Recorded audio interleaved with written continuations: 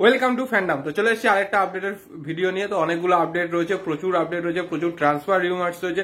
তো সেগুলো তো অবশ্যই দেবো এবং কিছু অফিসিয়াল সাইনিংও হয়ে গেছে, সেগুলো নিয়েও বলবো। কিন্তু এখনো অবধি যারা চ্যানেলটা সাবস্ক্রাইব করনি তো অবশ্যই কিন্তু সাবস্ক্রাইব করে দাও, আর যারা বেল আইকনটা ক্লিক করনি অবশ্যই ক্লিক করে দাও রেগুলার নোটিফিকেশন পাওয়ার জন্য। যারা আমাদের ফেসবুক ইনস্টাগ্রাম পেজটা ফলো করনি অবশ্যই কিন্তু ফলো করে দিও, ওখানে কিন্তু আমরা সব ট্রায়াল এবং টুর্নামেন্টের আপডেটগুলো কিন্তু পোস্ট করি। তো এবার চলে আসি আপডেটের যেই কথাগুলোতে, তো সেগুলোতে। তো প্রথমেই বলি, কন্যাশ্রী কাপের অনেকগুলো খেলা কিন্তু গতকালকে ছিল। তো তার মধ্যে প্রথম খেলাটা ছিল মৈত্রী সাংসদ ভার্সেস সেবায়নী। তো সেটা কিন্তু মৈত্রী সাংসদ 6-0 গোলে জিতেছে। এবং আরেকটা খেলা ছিল Kalighat sports lover association versus Jyotirmoyee AC. তো সেটা কিন্তু জ্যোতির্ময়ী এসি 4-0 গোলে জিতেছে।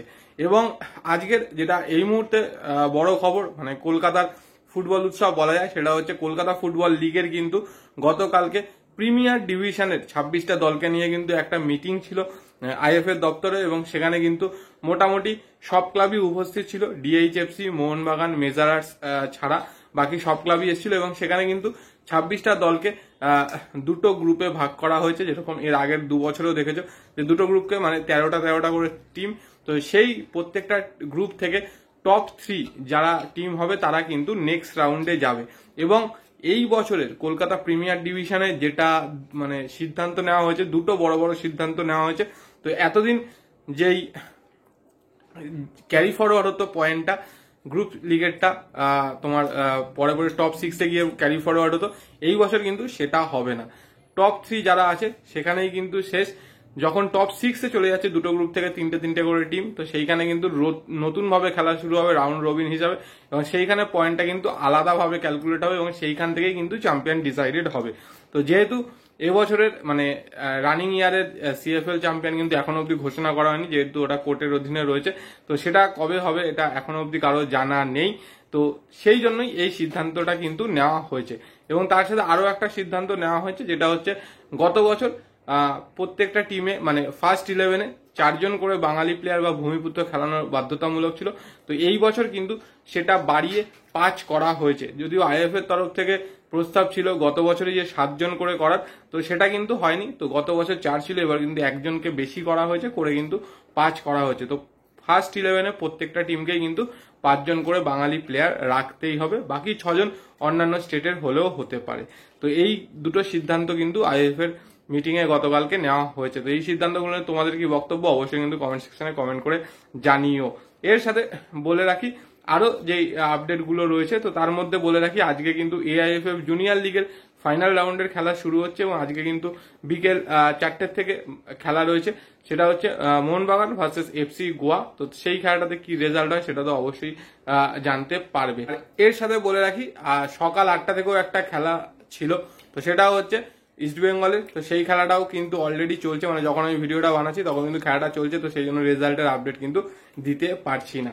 এরপরে বাকি যেই ট্রান্সফার আপডেটগুলো রয়েছে তো সেগুলোতে কিন্তু চলে আসি। তো তার মধ্যে বলি যে সন্তোষ ট্রফি চ্যাম্পিয়ন দলের প্লেয়ার মনোতোষ মাঝি, উত্তরপাড়া নেতাজি ব্রিগেডের প্রোডাক্ট, তো ওকে কিন্তু সাইন করিয়ে নিয়েছে ইস্ট বেঙ্গল ক্লাব। এবার সবাই জিজ্ঞেস করবে যে আইএসএল এর জন্য কি, তো বলে রাখি আইএসএল এর জন্য নয়, ওকে কিন্তু কলকাতা ফুটবল লিগের জন্য আপাতত সাইন করানো হয়েছে। তো যদি ওখানে পারফরমেন্স খুব ভালো থাকে তাহলে কিন্তু আইএসএল এ ওকে প্রমোট করা হতে পারে। তো দেখা যাক মনোতোষ কিরকম পারফরমেন্স করে ইস্ট বেঙ্গলের হয়ে কলকাতা ফুটবল লিগে। এরপরে আসি মেন যেই 2-3টে আপডেট আছে সেইগুলোতে, যেগুলো নিয়ে তোমরা সবচেয়ে বেশি আগ্রহী। তো তার মধ্যে বলে রাখি একটা অন্য দলের একটা এক্সটেনশন হয়েছে, তো সেটা হচ্ছে ওড়িশা এফসি তাদের থৈবা সিংকে কিন্তু এক্সটেনশন করিয়ে নিয়েছে আরো 4 বছরের জন্য। 2029 অব্দি কিন্তু থৈবা সিং ওড়িশা এফসিতেই থাকছে। এর সাথে বলে রাখি অভিষেক সিংকে নিয়ে মার্কেটে প্রচুর রিউমার রয়েছে যে অভিষেক সিং কে ইস্টবেঙ্গল নিতে পারে বা মোহনবাগান নিতে পারে। তো এই অভিষেক সিং পাঞ্জাব এফসির প্লেয়ার, এবছর কিন্তু আইএসএল এ যথেষ্ট ভালো পারফরমেন্স করেছে। তো সেই অভিষেককে নিয়ে কিন্তু কথাবার্তা চলছে, কিন্তু এখনো অব্দি ফাইনালাইজ কিছু হয়নি। যতদূর জানি অভিষেককে নিতে গেলে কিন্তু অবশ্যই ট্রান্সফার ফিস দিয়ে নিতে হবে, এবং ট্রান্সফার ফিজের অঙ্কটা কিন্তু খুব একটা কম না। তো সেই জায়গা থেকে কোন টিম কতটা আগ্রহ দেখাবে বা সেই পরিমাণ ট্রান্সফার ফিজটা দিয়ে ওকে নেবে কিনা সেটাই হচ্ছে দেখার। এর সাথে আরো একজনের কথা বলে রাখি, সেটা হচ্ছে মেহতাব সিং। তো অনেক জায়গায় আমি দেখলাম মেহতাব সিং অলরেডি ইস্ট বেঙ্গলে কনফার্ম হয়ে গেছে। তো যদিও ও ইস্ট বেঙ্গলে আগে খেলে গেছে, তো ইস্ট বেঙ্গল থেকেই উঠেছে, তো সেই জন্য একটা তো অবশ্যই উইক পয়েন্ট থাকতে পারে। কিন্তু বলে রাখি মেহতাব সিংও কিন্তু এখনো অব্দি কনফার্ম হয়নি ইস্ট বেঙ্গলে যে ও ইস্ট বেঙ্গলে সাইন করতে চলেছে বা ইস্ট বেঙ্গলে আসছে। তো দেখা যাক মেহতাব সিং কি করে, মুম্বাইতেই থাকবে নাকি ইস্ট বেঙ্গলে আসবে নাকি মোহনবাগানে যেতে পারে, তো সেটা তো অবশ্যই সময়ের সাথে সাথে জানা যাবে। বাট এই মুহূর্তে যেটা দুটো সবচেয়ে বড় রিউমার যেটা, সেটা হচ্ছে ইস্ট বেঙ্গলকে নিয়ে। ইস্ট বেঙ্গলের দুজন বিদেশিকে নিয়ে রিউমার রয়েছে। তো একজন হচ্ছে ডিফেন্সিভ মিডফিল্ডার আর একজন হচ্ছে উইঙ্গার বা সেন্টার মিডফিল্ডার, এই দুটো পজিশনেই খেলতে পারে। তো দুজনেই কিন্তু যথেষ্ট বড় নাম এবং যথেষ্ট ভালো কোয়ালিটির প্লেয়ার বলেই মনে হয়। তো একজন হচ্ছে মোহাম্মদ রাশিদ, এ কিন্তু প্যালেস্তাইনের প্লেয়ার এবং প্যালেস্তাইন ন্যাশনাল টিমের হয়েও কিন্তু খেলে। ডিফেন্সিভ মিডফিল্ডার, 29 বছর বয়সী। এর সাথে নাকি কথাবার্তা শুরু হয়েছে বা ইনিশিয়াল পর্যায়ে রয়েছে, এরকম কিন্তু একটা খবর এই মুহূর্তে শোনা যাচ্ছে। এছাড়া আরো একজনের যেটা নাম বেরিয়েছে সেটা হচ্ছে 34 বছর বয়সী Moroccan player, mainly right wing এ খেলে, এছাড়া সেন্টার মিডফিল্ডেও খেলতে পারে। এর নাম হচ্ছে মৌরাদ বাতনা। তো এর সাথেও কিন্তু নাকি শোনা যাচ্ছে লিঙ্ক আপ হয়েছে ইস্ট বেঙ্গলের, যে এই দুজনকে কিন্তু নেওয়া হতে পারে বা নেওয়ার চেষ্টা করা হচ্ছে। আর বলে রাখি এই মৌরাদের কথা, তো ও কিন্তু সৌদি লিগে খেলছে, কারণ আমরা শুনেছি মানে বা অনেকেই জানি যে রিসেন্টলি কিন্তু থংবই সিং তো সৌদিতে গেছিল সেখানের লিগে, তো সেখানে হয়তো মেবি গিয়ে ওর খেলা দেখেছে বা ওকে হয়তো অ্যাপ্রোচ করতেই গেছিল। তো ও এবছরের সৌদি প্রো লিগে কিন্তু টোটাল 10টা গোল এবং 6টা অ্যাসিস্ট করেছে। তো যথেষ্ট ভালো কিন্তু একটা পারফরমেন্স। তো এই লেভেলের প্লেয়ারকে ইন্ডিয়াতে আনা কিন্তু যথেষ্ট ডিফিকাল্ট এবং মার্কেট ভ্যালুও কিন্তু যথেষ্ট হাই।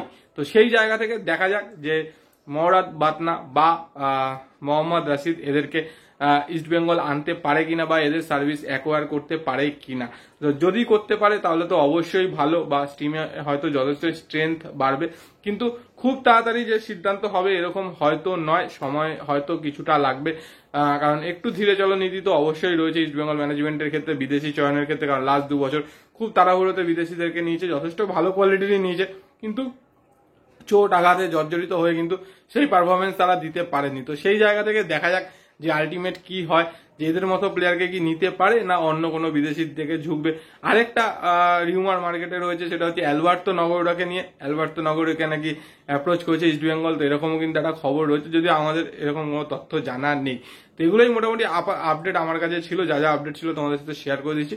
আর তোমাদের কি বক্তব্য এই আপডেটগুলো নিয়ে অবশ্যই কমেন্ট সেকশনে কমেন্ট করে জানিও। আর ভিডিও ভালো লাগলে লাইক শেয়ার তো অবশ্যই করবে, আর যারা এখনো সাবস্ক্রাইব করনি তো অবশ্যই সাবস্ক্রাইব করে দিও, আর বেল আইকনটা ক্লিক করে দিও রেগুলার নোটিফিকেশন পাওয়ার জন্য। তো চলো আজকের মতো টাটা।